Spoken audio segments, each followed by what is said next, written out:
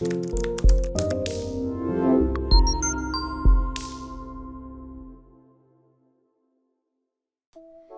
this short video, we will go over uploading and managing photos for your listings. The most common scenario is that you have just added a listing to your RealStack account. Once you add the listing and click Save, you'll be brought back to the listing detail view that you can see here.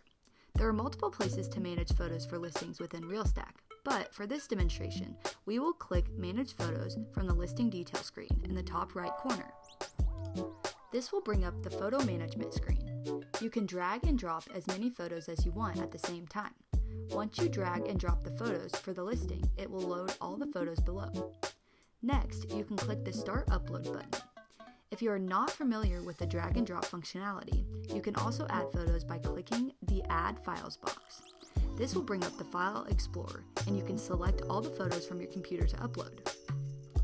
Once all the photos are loaded, there are several different key features to keep in mind.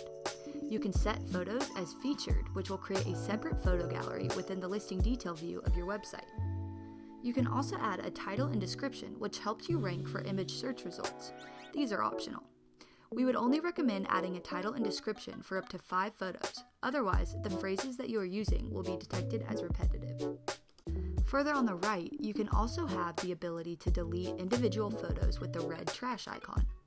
If you need to do any bulk photo deletes, you can click Check All, then click the Delete button.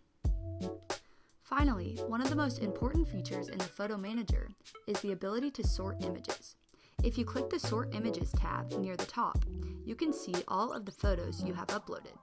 Simply drag and drop the photos into the order you see fit, and click Save Order button. This will be the photo order that is shown on your website, and every website we feed your listings to. For more information on photo management, please visit help.realstack.com.